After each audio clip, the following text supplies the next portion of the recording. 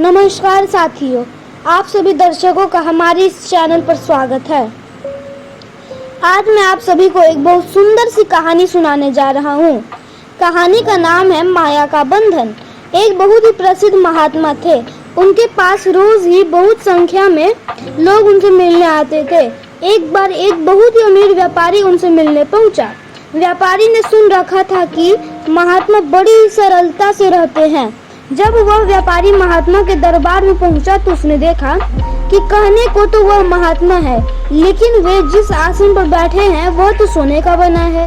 चारों ओर सुगंध है, जरीदार पर्दे टंगे हैं, सेवक है जो महात्मा जी की सेवा में लगे हैं और आश्रम में समस्त सुख सुविधाओं का अंबार लगा है। व्यापारी यह देखकर भौचक्का रह गया कि हर तरफ विलास और वैभव का साम्राज्य है।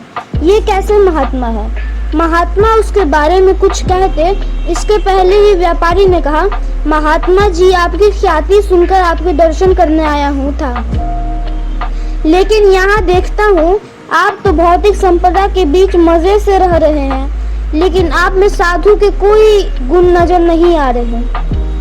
महात्मा ने व्यापारी से कहा, व्यापारी, तुम्हें ऐतराज है तो मैं इसी पल यह सब वैभव छोड़कर तुम्हारे साथ चल देता हूँ। व्यापारी ने कहा, हे महात्मा, क्या आप सच में इस विलासपूर्ण जीवन को छोड़ पाएंगे? महात्मा जी कुछ न बोले और उस व्यापारी के साथ चल दिए और जाते जाते अपने सेवकों से कहा कि यह जो कुछ भी है सभी सुख सुविधा की वस्तुओं को गरीबों में बांट दें।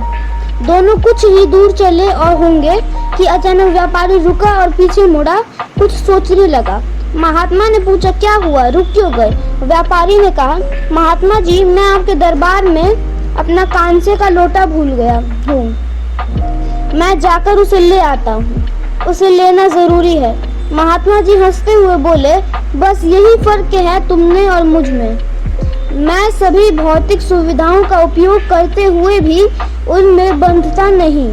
मेरे लिए संसार के समस्त पदार्थ शून्य हैं, वे मेरे बंधन का कारण कदापि नहीं बन सकते। यही मेरे महात्मा होने का प्रमाण है, इसलिए जब चाहूँ तब उन्हें छोड़ सकता हूँ।